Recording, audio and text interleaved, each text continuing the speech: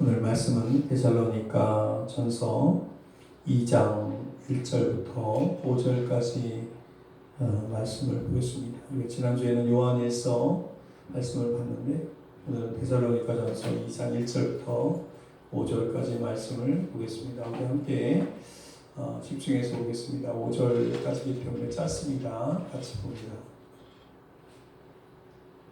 제2장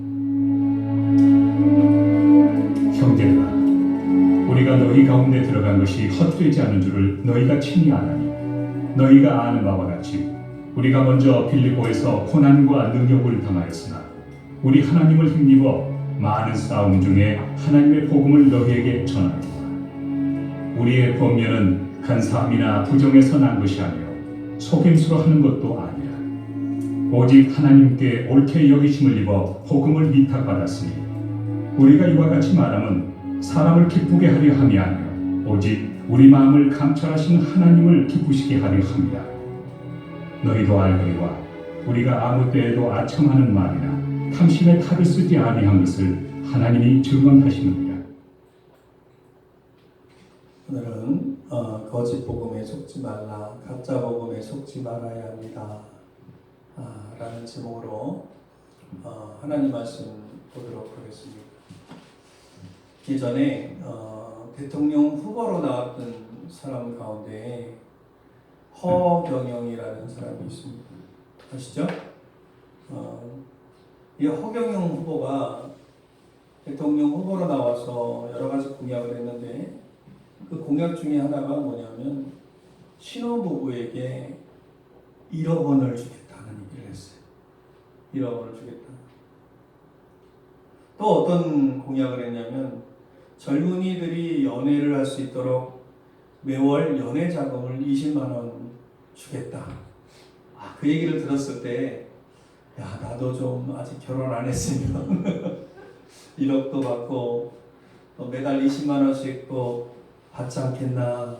그래서 무슨 얘기를 했냐면 매달 20만 원씩 주면 그 돈으로 젊은이들이 모텔이라도 좀 가게 해야 된다. 뭐 이런 얘기를 허경영 씨가 했어요. 사실 이런 얘기를 들으면 제가 웃고 있지만 아주 허무맹랑한 이야기죠. 그죠? 허무맹랑한 이야기입니다. 이 정치인들은 뭐 좀 정도가 다르더라도 국민들의 그 표를 주는 사람들의 마음을 사기 위해서 때로 허황된 얘기를 서슴없이 할 때가 있습니다. 왜 그렇게 하냐면 사람들의 기분을 좋게 해서 지지를 끌어내고 또 표를 얻기 위한 하나의 수단에 불과합니다. 뭐 이 정도는 아니더라도 허황된 그런 공약을 내세우고 실제로 그 공약을 이행하지 않는 경우가 많습니다. 그래서 저는 이제 그런 그 투표할 때나 선거할 때가 되면 저는 이런 얘기를 해요. 사람들은 뭐 공약을 봐야 된다는 얘기를 하지만 저는 공약을 볼 게 아니라 그 사람이 걸어온 삶을 봐야 된다. 그런 얘기를 할 때가 있습니다. 근데 그런 얘기를, 정치인들의 이런 얘기들을 아무 생각 없이 듣고 혹하는 사람들이 있습니다. 그죠? 왜 그렇습니까? 여러분, 허경영이라고 하는 사람도 그를 따르는 사람들이 얼마나 많은지 몰라요. 굉장히 많습니다. 놀랄 정도로 많아요. 그래서 어떠한 지역에서는 왕궁을 만들어 놓고요, 저 토요일마다 뭐 집회를 하고 이럽니다. 왜 사람들이 이렇게 허황된 것을지만 그렇게 마음을 빠지고 살아갑니까? 사람의 습성상 자신에게 이로운 이야기를 하면 그 이야기에 관심이 있는 것입니다. 근데 이런 것이 진짜 그 사람에게 기쁨이 될까? 아니죠. 기쁨이 될 수 없죠. 실현 가능성이 없기 때문에 진짜 기쁨이 될 수 없는 것입니다. 우선 듣기에는 좋습니다. 그러나 현실에서 보면 나하고 상관없는 얘기예요. 그죠? 이루어질 수 없는 얘기예요. 기쁨이 될 수 없는 것은 이루어질 수 없기 때문에 그렇습니다. 진짜 기쁨이 될 수 없는 거예요. 그런데 이런 가짜 기쁨으로 환심을 사려고 하는 그 시도가 교회 안에서도 있었다는 얘기예요. 기독교 2000년 역사에서 있어 왔습니다. 그리고 지금도 버젓이 존재하고 있습니다. 그리고 다른 지역에보다 한국 교회에서 유난히 성행되고 있다는 것입니다. 그것이 뭘까요? 그것이 무엇일까요? 성도를 기쁘게 하려고 애쓰는 목회자들이 많습니다. 이렇게 말하면 그럼 목회자가 성도를 기쁘게 하는 건 당연한 것이지 뭐가 문제냐 말할 수 있죠. 그러나 당연히 기쁘게 하는 것입니다. 그리고 성도들과 함께 즐거움을 누리고 같이 기쁠 수 있는 것입니다. 그건 줄 수 있는 거예요. 그건 당연한 거예요. 뭐 실망을 시키고 성도님들에게 그래서는 안 되겠죠. 그렇다면 여러분 무엇이 문제가 될 수 있을까? 자, 오늘 본문 4절은 뭐라고 이야기하고 있냐면 오직 하나님께 옳게 여기심을 입어 복음을 위탁받았으니 우리가 이와 같이 말함은 자, 우리 빨간색 글씨만 읽어보겠습니다. 시작. 사람을 기쁘게 하려 함이 아니요 오직 우리가 말하는 것은 하나님을 기쁘게 하려 하십니다. 지금 바울은 뭐라고 이야기했냐면 사람을 기쁘게 하려 함이 아니요 이렇게 이야기하고 있습니다. 여러분 이 말은 사람의 환심을 사려고 하는 말이 아니라 그런 뜻입니다. 사람의 환심을 사려 하는 말이 아니다 이런 얘기예요. 그러니까 바울 사도는요 지금 그가 복음을 전하며 다니는데 사람을 바라본 게 아니라 누구를 바라봐요? 하나님을 바라보고 있다라고 이야기하는 것입니다. 그래서 이 말씀을 온전히 이해하기 위해서는 우리 2절 말씀을 먼저 좀 봐야 되는데 자, 2절 말씀 우리 같이 한번 읽어볼게요. 처음부터 시작. 너희가 바울과 같이 우리가 먼저 빌립보에서 고난과 능력을 전하였으나 우리 하나님을 힘입어 많은 싸움 중에 하나님의 복음을 너희에게 전하노라. 오늘 우리가 읽은 이 2절에서 보면 바울은 어디에서의 사역을 이야기하고 있어요? 빌립보에서의 사역을 이야기하고 있어요. 바울이 2차 전도 여행을 할 때 빌립보에 들렸습니다. 드로아에서 건너가서 빌립보에 들렸어요. 근데 그 빌립보에서 사역을 할 때 그가 어땠냐라고 이야기하는 거냐면 이렇게 이야기해요. 고난과 능력을 당하였으나 우리 하나님을 힘입어 많은 싸움 중에 하나님의 복음을 너희에게 전하였노라 이렇게 이야기해요. 바울은 빌립보에서 어떤 일이 있었어요? 간단하게 얘기하면 바울과 실라요 우리 감옥에 갇힌 얘기 너무 잘 알고 있잖아요. 그죠? 감옥에 갇혔었단 말이에요. 복음을 전하다. 그러나 그 고난 가운데서도 하나님이 능력 주셔서 거기에서 나왔어요. 그리고 어디로 이동했어요? 데살로니가. 자, 오늘 우리가 데살로니가 전서 읽었죠? 데살로니가에 가서 복음을 전했어요. 여러분, 바울이 빌립보에서 왜 고난과 능력을 왜 당했습니까? 그가 왜 그 고난을 당했어요? 그냥 한마디로 말하면 바울은 복음만을 전했기 때문이었습니다. 그래서 사도행전을 우리가 읽어보면 사도행전 16장 17장에 보면 여기 이 이야기가 나와요. 16장은 빌립보서의 사역에 대해서 이야기하는 것이고 17장은 데살로니가에 사역한 이야기가 나옵니다. 바울이 빌립보에서 떠나서 데살로니가에 도착을 해서 이 데살로니가에서 몇 주가 머무냐면 3주간 머뭅니다. 근데 이 3주간 머물면서 복음을 전합니다. 어떤 복음이었어요? 바울이 전한 복음이 뭐예요? 예수 그리스도의 죽음과 부활. 아멘? 이게 복음이에요. 그것은 우리에게 생명을 준다라고 이야기하는 거예요.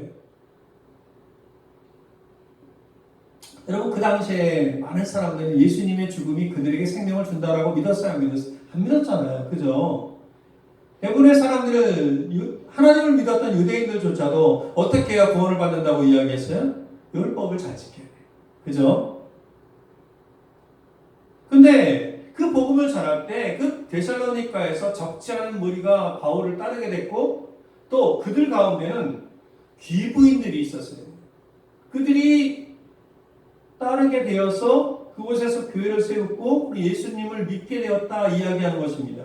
근데 이 바울이 이 데살로니에 가서 복음을 전할 때 이게 누가 봤냐면 그 지역에 있는 유대인들이 보게 되었다는 것입니다. 그 유대인들이 보고 어떤 마음을 갖게 됐냐면 시기심과 질투심 이런 것들이 발생을 했어요. 왜 그러냐면 유대인이 이 시기심이 발생했던 이유는 이 바울 때문에 자기들이 하는 사업도 제대로 못하고 그리고 그들에게 관심이 있었던 그 헬라 사람들이 다 바울에게 관심이 갔기 때문에 마치 예수님이 복음을 전할 때 제사장과 사두개인과 바리새인들이 그들의 인기를 잃어버렸던 것처럼 그래서 예수님을 시기해서 죽였던 것처럼 바울을 쫓아다니면서 또 불량배들을 동원해서 소동을 일으켜서 바울 일행을 잡아 죽이려고 혈안이 되는 상황까지 이르게 됩니다. 그러니까 유대인들이 바울을 찾아서 죽이려고 해요. 그래서 그것을 이제 바울도 알게 되고 또 바울을 따르던 그 믿음의 형제들이 이것을 알게 되자 바울과 실라를 탈주시킵니다. 데살로니가에서. 그러니까 지금 어디까지 이동한 거예요? 처음에는 빌립보로 들어갔다 고난과 능력을 받고 또 데살로니가 갔다가 또 데살로니가에서도 탈출을 시킵니다. 그리고 지금 어디로 갑니까? 한번 따라해 보겠습니다. 저를 보시고 베레아로 가는 거예요. 베레아. 그리고 바울은 빌립보에서 가서 이런 일을 당하고 데살로니가에서 가서도 복음을 전했다라는 것을 베레아에서 이야기하는 거예요. 지금. 아멘. 3절에서 보면 3절에서 보겠습니다. 우리 3절 말씀 같이 읽어볼게요. 자, 같이 크게 한번 읽겠습니다. 시작.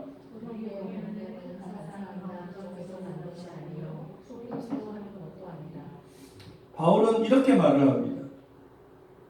우리의 권면은 간사함이나 부정에서 난 것이 아니라 속임수로 하는 것이 아니라 바울이 이렇게 말을 하는 이유가 뭐예요? 그가 데살로니가에서 복음을 전하지 않고 사람을 기쁘게 하는 말을 했다면 사실은 고난을 겪지 않았을 거다 이런 얘기를 하는 거예요. 좋은 얘기만 했다면 사람들이 듣기 좋은 얘기만 했다면 근데 왜 유대인들이 바울을 잡아 죽이려고 혈안이 됐습니까? 바울이 전한 복음이 뭡니까? 예수는 메시아라는 거예요. 예수를 메시아로 전한다는 이유 때문에 여러분 유대인들은 예수가 메시아라는 거 부정합니까? 인정합니까? 부정합니다. 예수가 그리스도고 그리고 유대인들에게 해를 받고 십자가에서 죽으시고 부활하셨다 이렇게 복음을 설명하니까 유대인들이 싫어하는 거예요. 유대인들이 가장 싫은 이야기가 뭐예요? 유대인들은 예수님을 메시아로 믿지 않고 있는데 그분이 바로 메시아다. 그분이 구원자다. 이런 얘기를 바울이 이야기를 하니까 유대인들이 보는 앞에서 유대인들이 그렇게 생명같이 여기는 율법의 조항을 율법을 잘 지켜서 구원받는 게 아니고 지금 예수 그리스도를 믿음으로 구원받는 것이다. 하나님의 은혜는 값없이 받는다. 이렇게 얘기하니까 유대인들이 지금 바울을 가뜩이나 인기를 잃고 있는데 그것조차도 싫으니까 이제 예수님을 죽인 것처럼 죽이려고 하는 거예요. 죽여야 할 사람으로 생각하는 것입니다. 이렇게 해서 바울이 가는 곳마다 유대인들이 해방을 놓고 죽이려고 했던 것입니다. 여러분 유대인들 가운데도 예수님을 믿는 사람들이 있었지만 이 예수님을 믿는 사람들조차도 여러분 그 예수님을 따르던 너무나 유명한 얘기 있잖아요. 베드로도 이방인과 접촉을 안 하려고 할 때 하나님께서 베드로에게 환상을 보여주고 이방인과 접촉하게 하는 사건이 있었듯이 유대인들은 전부터 지켜왔던 이 율법을 지켜야만 그것을 지켜야만 자기 자신들이 구원받는다고 하는 이 율법주의 교인들 유대인들이 예수님을 믿는 사람들이 있었지만 그들은 율법주의 교인들이 많았다라는 거예요. 안 그런 사람도 있었지만. 그런데 바울은 이 사람들에게 율법을 지키지 않아도 구원받는다 이렇게 이야기를 하니까 바울을 유대인들이 핍박을 하게 되는 것입니다. 그래서 박해하고 해방을 하는 거예요. 그래서 자신을 반대하고 핍박을 하는 유대인들 앞에서 이 말을 하는 거예요. 지금 이 말을 하는 거예요. 우리의 권면은 간사함이나 부정에서 난 것이 아니고 속임수로 나는 것이 아니다. 누구 앞에서 하는 거예요? 유대인들 앞에서 하는 거예요. 그런 간사함이나 부정이나 속임수를 써서 사람의 비유를 맞췄다면 내가 고난을 받지 않았을 거다. 이런 얘기를 하는 것입니다. 여러분, 이 초대교회에도 이처럼 사람을 기쁘게 하려는 의도에서 기분이나 맞춰주는 그런 거짓 교사들, 거짓 목회자들, 거짓 사도들이 있었어요. 오늘날로 말하면 교인의 입맛에 맞춰지기 위해서 거짓 복음을 전하는 목회자, 설교자들이 있었다는 것입니다. 초대교회도 있었고 지금도 있습니다. 그럼 교인들의 기분을 맞춰주는 것이 어떤 거예요? 자, 대표적인 것을 예를 든다면 첫 번째가 뭐냐면 기복적인 설교입니다. 기복적인 설교. 설교자들이, 목회자들이 설교를 하는데 신기루의 복을 이야기해요. 자, 누구를 떠올리냐면 허견이 떠올리면 돼요. 이루어질 수 없는 인류를 이야기합니다. 예수 믿으면 다 잘 될 것처럼 말해요. 병도 나을 거예요. 복 받을 거예요. 돈도 많이 벌을 거예요. 다 이런 얘기를 합니다. 모든 일 하는 일마다 다 잘 될 겁니다. 이렇게 얘기해요. 이게 기복적인 설교예요. 여러분, 살아가면서 그런 복을 받을 수 있을까요? 받을 수도 있고 안 받을 수도 있는 거죠. 그죠? 삶이라는 것은 우리가 알다시피 생과 병사입니다. 그런데 복만을 받을 것처럼 말하는 거예요. 여러분, 바울은요, 그에게 병이 있었어요. 그죠? 바울이 위대한 하나님의 사도였는데 어찌 그에게 병이 있었겠습니까? 그가 위대한 하나님의 사도면 하나님이 고쳐줘야지. 만약에 기복적인 어떤 그런 신학의 입장에서 보면 다 고쳐져야 되는 거예요. 다. 그죠? 그러나 바울은요, 이렇게 저처럼 설교하다가도 갑자기 쓰러져요. 막 간질하고 이랬단 말이에요. 그 모습이 때로는 부끄럽지 않았겠어요? 그러나 바울이 뭐라고 얘기했냐면 나는 복음을 부끄러워하지 않는다. 아멘? 여러분, 이런 설교를, 기복적인 설교를 솔직히 하면 기분이 좋아요? 안 좋아요? 기분 좋죠? 그쵸? 굉장히 좋아요. 복 받을 것 같거든요. 그죠? 복 받을 것 같습니다. 근데 딱 그 순간만큼은 그런 마음이 드는 거예요. 그런데 현실은 어떻습니까? 인생이 복 받고자 하면 정말 내가 원하는 대로 다 복 받을 수 있어요? 아닙니다. 때로는 그렇지 않다는 것을 우리가 온몸으로 느껴요. 어떤 때는 예배당 문을 나가기 무섭게 그걸 느낄 때가 있습니다. 자꾸 힘든 일이 생겨요. 그죠? 자꾸 어려운 일들이 생겨요. 근데 이런 설교를 하면, 복 받는다 이런 설교를 하면 이 기분 좋게 만들어주는 설교잖아요. 여러분 믿습니다 하면서 막 복 받는 설교를 하잖아요. 그러면은 성도들이 어떤 마음이 생기냐면 그 기분이 좋아진 성도들은 그것을 은혜 받았다고 말을 해요. 은혜 받았다.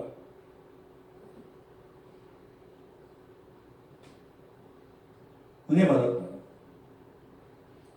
근데 많은 경우에 은혜 받았다 이렇게 얘기하죠. 또 한 가지가 있다면 뭐냐면 많은 거짓된 설교자들, 목회자들이 무엇을 잘해야 은혜를 받는다 이렇게 얘기합니다. 무엇을 잘해야. 근데 그게 엄연히 우리가 이야기하면 그게 율법주의예요. 율법주의. 아멘? 당신이 지금 은혜 받으려면 이것도 잘해야 되고 이것도 충성해야 되고 뭐 말씀대로 이것도 해야 되고 순종해야 되고 이렇게 말해요. 이걸 복음이라고 해요. 그런데 그런 얘기 여러분 들어보셨죠? 근데 그게 복음이 아닌 거예요. 여러분, 은혜가 뭐예요? 은혜는 값없이 주는 것이 은혜잖아요. 뭘 잘해야 준다고 자꾸 말하면 그것이 은혜가 아닌 거예요. 여러분, 은혜라는 것은 내가 하나님이 주신 은혜, 부어주신 그 은혜에 감사해서 내가 잘할 수 있는 것이지, 무엇인가 했기 때문에 잘 되어지는 것이 은혜가 아니라는 거예요. 근데 많은 목회자들이 이런 얘기를 간혹해요. 근데 성도들은 또 이런 설교를 들으면 은혜 받았다고 해요. 은혜 받았다. 단지 마음에 감동을 주고 기쁨을 주기 위해서 기쁨을 주는 그런 말을 들으면 그걸 은혜 받았다 이렇게 이야기를 한다는 거예요. 마음에 감동이 오고 또 때로는 어떤 목회자는 웃긴 얘기 정말 잘하거든요. 말을 잘하시는 분들이 있어요. 그러면 재미난 얘기에 막 웃습니다. 그죠? 그러면 이것도 은혜 받았다고 해요. 은혜 받았다. 은혜 받았다는 것이 성경에서 떠나서 너무 많이 왜곡되어 있어요. 많이 왜곡되어 있다는 거예요. 여러분 생각을 잘 해보시기 바랍니다. 감동이 되는 얘기는요. 복음이 아니어도 얼마든지 들을 수 있어요. 그죠? 우리가 드라마를 같은 거 보다가도 감동받아서 눈물을 흘릴 수 있고 영화를 보다가도 감동받을 수 있어요? 없어요? 있죠. 근데 설교자가 무슨 이야기를 잘 풀어냈다 하면은 감동받았다, 은혜 받았다 이렇게 이야기합니다. 근데 은혜의 개념을 정말 모르는 거예요. 은혜의 개념을 정말 모르는 거예요. 그러니까 자꾸 그런 말을 하는 것입니다. 그러니까 은혜의 개념을 정말 모르면 진짜 기쁨을 알 수가 없어요. 아멘? 은혜의 개념을 정말 모르면 가짜 기쁨에 속는 거예요. 이 가짜 기쁨이 뭐예요? 잘 되는 거. 그죠? 내가 현세에 살면서 잘 되는 거. 이 진짜 기쁨을 모르니까 가짜 기쁨에 속는다는 거예요. 진짜 기쁨은 저와 여러분이 복음을 깨달을 때 오는 거예요. 아멘? 복음을 깨달을 때 오는 거예요.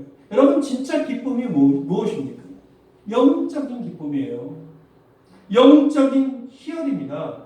복음을 정말 알게 되면 예수님이 나를 위해서 죽으셨고 그리고 그 죽으심 때문에 그 예수님의 부활하심 때문에 내가 영원히 살 수 있다라고 하는 그 영원히 나를 살려주셨다는 그 은혜를 깨닫게 되면 정말 영적인 희열을 느끼는 거예요.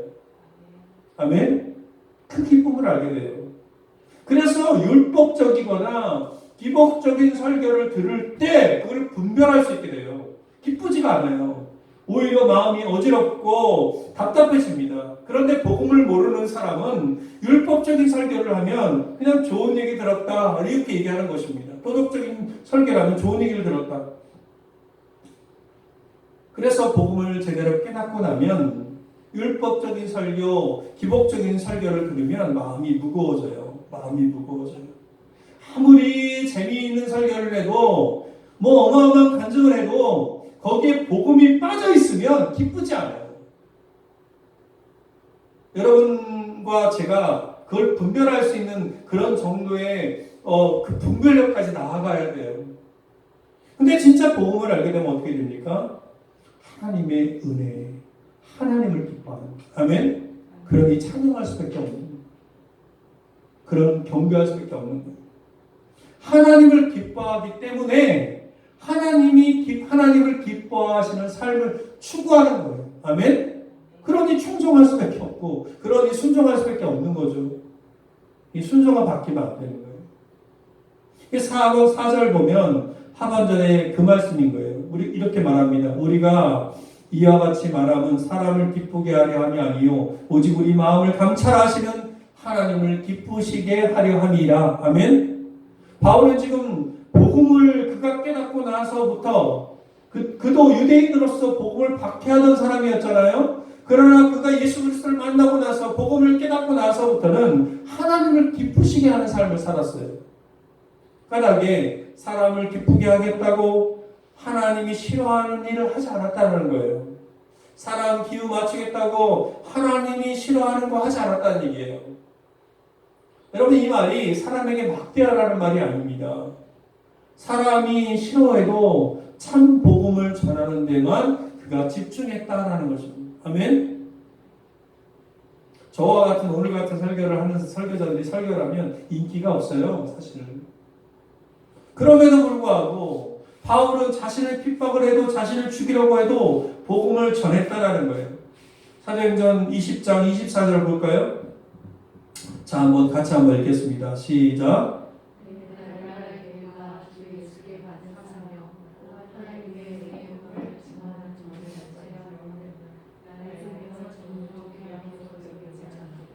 이게 사도 바울의 고백이에요.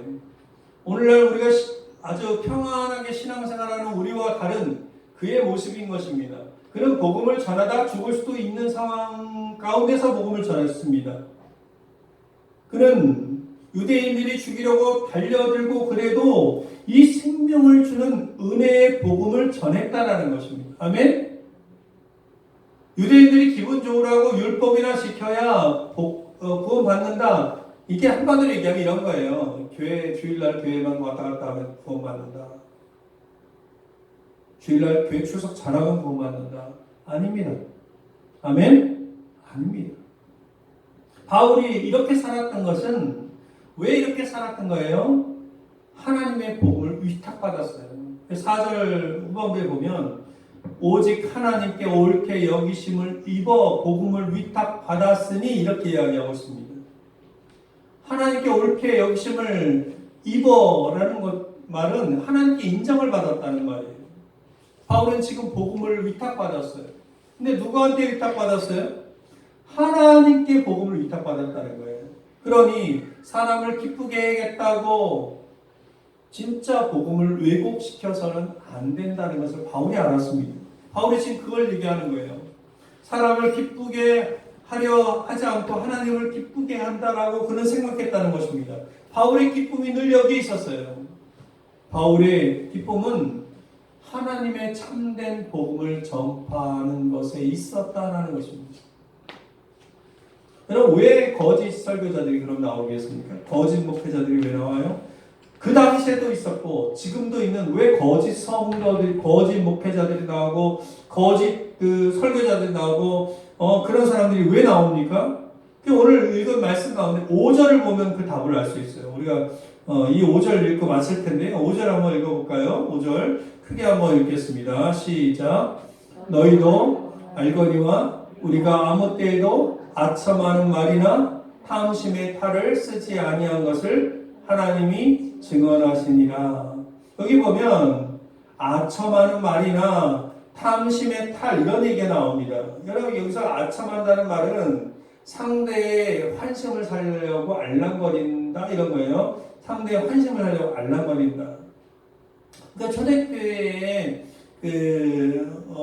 목회자들 가운데서도 그 교인들의 환심을 사려고 알랑거리는 거짓 교사, 거짓 사도들이 있었다는 얘기예요. 이 말씀은 그런 말이에요.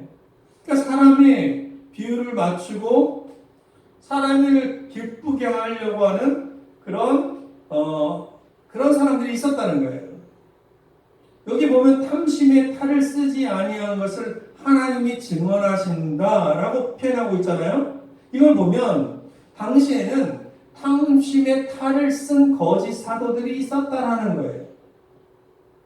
여러분, 이들은 탐심의 탈을 쓴 이 사람들은 왜 탐심의 탈을 쓴 거예요? 이런 표현을 했는데 탐심을 채우기 위해서 사람을 기쁘게 했다라는 거예요. 자, 탐심을 채우기 위해서 그 교인들을 기쁘게 했다라는 얘기예요. 이 어디에 보면 탐심의 탈이 나오는 얘기는 탐심을 숨기기 위한 그럴듯한 명분을 말하는 거예요. 탈이라는 말이 나오죠. 탈은 뭐예요? 탈을 써. 탈은 뭐라 그래요? 영어로 뭐라 그래요? 마스크라고 하잖아요. 그죠? 가면이라고 하잖아요. 가면. 우리 심리학적 용어에도 페르소나라는 말이 있잖아요. 가면을 쓰고 산다, 사람이. 그런 얘기 하잖아요. 그처럼 가면인데 가면을 쓰면 그 사람이 누군지 아닌지 진짜 알 수 있어요, 없어요? 모른단 말이에요. 그 속에는 뭐가 있어도 그걸 드러내지 않는단 말이에요. 그러니까 탐심의 탈을 쓴다는 것은 탐심을 드러내지 않았다는 얘기예요. 그러니까 눈치채지 않기 위해서 그 속에 있는 속마음을 눈치채지 않기 위해서 무엇인가 가면을 쓰는 것처럼 명분을 가지고 나오는 거예요. 명분을 가지고 나오는 거예요. 그러니까 이 사람들의 설교는 결코 듣는 사람들은 탐심에서 하는 설교라는 생각으로 안 들리는 거예요. 이해하시겠죠? 그러니까 교묘하게 속이는 건데 청중들은요, 그 설교를 듣는 그 사람들은 분간을 못해요. 마치 아까 제가 복음이 무엇이고 복음이 아닌 게 무엇인고 이렇게 설명을 했는데 이것이 이런 얘기를 하기 전까지는 대부분의 사람들은 분간을 못합니다. 그냥 다 받아들이는 거예요. 다 받아들이는 거예요. 이해하십니까? 제 말이 무슨 말인지? 눈치를 채지 못한다는 거예요. 설교를 하는데 이게 탐심에서 나오는 설교인지 아닌지를 모르는 거예요. 그러면 여러분 탐심은 사람을 기쁘게 하는 것과 탐심에는 어떤 차이, 무슨 상관이 있냐면 여러분 사람을 기쁘게 하는 목적이 뭐겠어요? 거기 모인 사람들에게 탐심이라는 표현을 썼잖아요. 뭘 얻으려고 하는 거예요? 돈을 얻으려고 하는 거예요. 거기 있는 사람들에게 과도하게 돈을 많이 뜯어내기 위한 목적인 거예요. 당연히 우리는 성도로서 헌금을 하는 건 당연합니다. 그죠? 11조를 하거나 감사헌금을 하거나 하나님께 감사해서 감사헌금을 하거나 하나님께서 인정해서 11조를 하거나 이런 것들은 당연히 하나님께 드려야 되는 건데 그런데 이 탐심을 갖고 있는 그 목회자 사도들은 과도하게 그 돈을 뜯어내기 위해서 그들을 속이고 가면을 썼다는 거예요. 그럼 오늘날도 마찬가지입니다. 교인들에게 과도하게 헌금을 많이 낼 수 있도록 하기 위해서 대단한 능력을 가지고 있는 사람들이 아주 많습니다. 근데 그 말을 들으면 안 할 수가 없어요. 그냥 교회 왔다가 주머니 다 털고 갑니다. 그런데 이런 설교를 어떤 설교자는 너무 정말 기가 막히게 잘해요. 그런데 그 속을 보면 거짓 교사들이 이것으로 탐심을 채웠다라는 거예요. 그래서 바울은 이 점을 의식해서 이 이야기를 하는 거예요. 우리는 아첨하는 말이나 탐심의 탈을 쓰지 아니한 것을 하나님이 증언하신다. 하나님이 나를 안다. 하나님 앞에 나를 당당히 말할 수 있다. 이렇게 말을 하는 것입니다. 자, 분간하고 분별하기가 쉬운 건 아니죠. 그럼 첫 번째는 뭐냐면 복음이 무엇인지 알아야 되는 거예요. 아멘? 진짜 복음이 무엇인지 알아야 되는 거예요. 그렇지 않으면 넘어가요. 결론입니다. 우리는 진짜 복음이 무엇인지 온전히 알아야 합니다. 여러분 진짜 복음은 내가 잘 되려고 하나님을 믿는 게 아니에요. 아멘? 진짜 복음은 내가 뭘 잘해야 하나님이 주실 것처럼 말하는 것이 아닙니다. 진짜 복음은 우리에게 값없이 주신 십자가의 은혜를 믿는 거예요. 하나님은 우리가 그 하나님의 사랑을 깨닫기를 바라신다는 것을 우리가 이 시간에 생각하기를 소망합니다. 우리는 가짜 복음에 속지 말아야 합니다. 저와 여러분이 이 은혜 가운데 살아가기를 주님의 이름으로 간절히 축원드립니다. 이 시간 간절히 한번 같이 기도하겠습니다. 하나님, 복음을 온전히 깨닫게 하여 주옵소서. 온전히 깨닫게 하여 주옵소서. 복음으로 살게 하여 주옵소서. 우리 같이 시간 1분간 기도합니다.